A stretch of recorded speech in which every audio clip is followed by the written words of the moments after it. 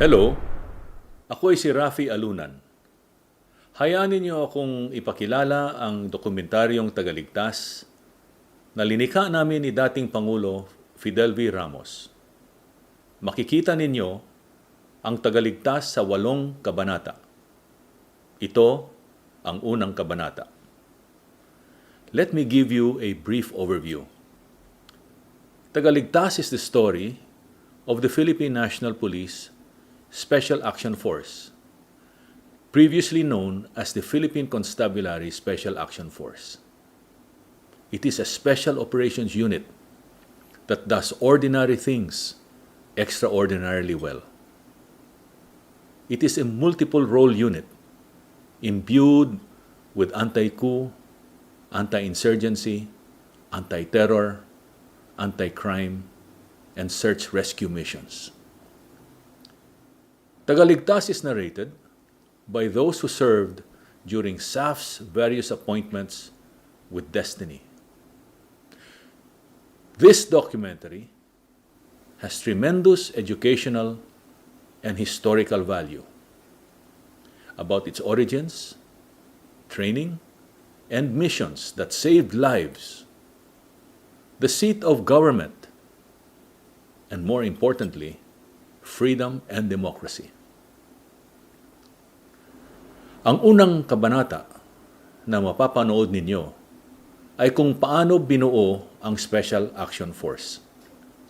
Malalaman ninyo sa pananaw ng mga lumikha, mga commanders at tagapayo kung ano gusto nilang marating at maging bukod tangi ang SAF at papanong pinili ang mga natatanging opisyal at tauhan para magampanan nila ang kanilang mga tungkulin. Patrol at night. I remember patrolling in Legazpi. I remember patrolling in the rice terraces in Banawi. Heli drop kami. Malayo sa Kabiasnan talaga. Malayo sa sentro. I entered their lair. I had nothing with me except one magazine of caliber 45.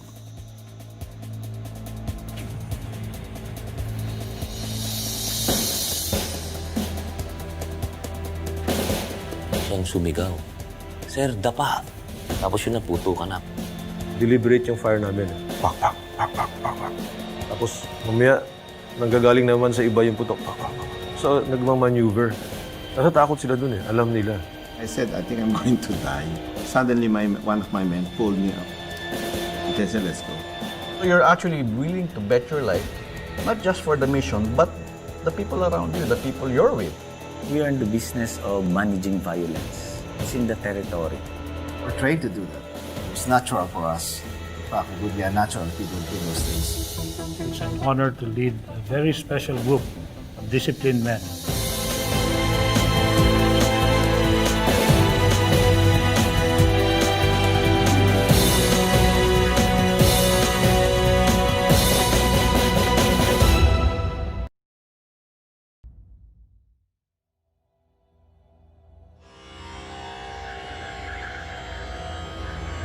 The early 1980s, a decade after martial law was declared, the streets were filled with unrest. The air was thick with threats from all fronts. With the impending chaos facing the country, the government needed to do something drastic. It was during these troubling times when the idea of creating a highly specialized strike force was formed. Then PC Chief Major General Fidel V. Ramos instructed me to form a study group composed of officers who had various foreign training to put up a special unit for the Philippine Constabulary. For President Ramos, the best way to quash insurgency was to win the hearts and minds of the people, a creed that goes back to his years as a young weapons platoon leader under National Defense Secretary and would-be Philippine President Ramon Magsaysay. Ang tinuturo ni Secretary Ramon Magsaysay sa amin, boys, use all-out force with the right hand an all-out friendship with the left, winning the hearts and the minds of the people. Yan po ang umpisa ng Special Action Force. During the martial law years, President Ramos was wearing 3 hats. These roles enabled him to carry out Magsaysay's vision. Here was my chance as concurrently Chief of the PCINP and Vice Chief of Staff of the Armed Forces at the time. One special action force that could respond immediately would be in our arsenal of law enforcement and military organizations. Our dream at that time was to create a very, very special elite unit composed of officers, highly selected, hand-picked officers and men who can do almost any military or police job that would be required of him. A very highly trained and a very highly specialized unit that can go anywhere in the country, strike at any enemy organization or any enemy force.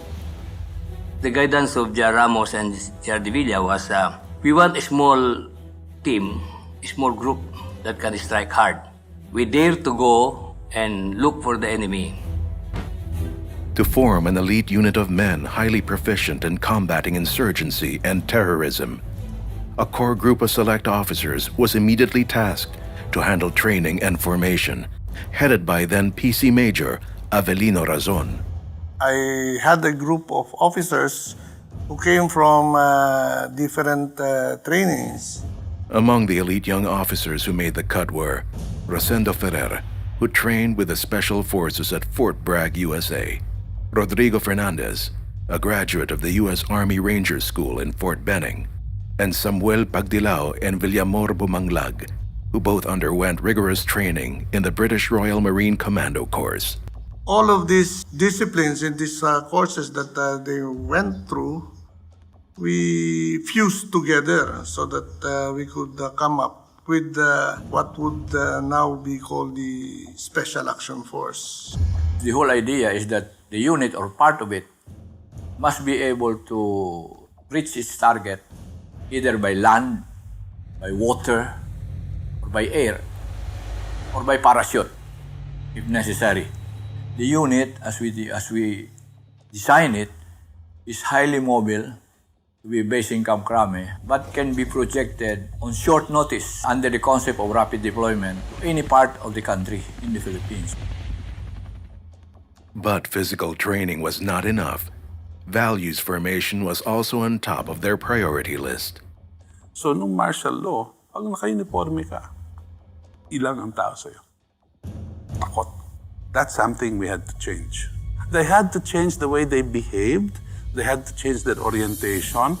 Iibahin nila yung definition nila kung ano yung trabaho nila. Devotion to duty, dedication to your assigned duties and the mission of your unit is of the utmost importance. Ikalawa, to do a good job according to the rule of law.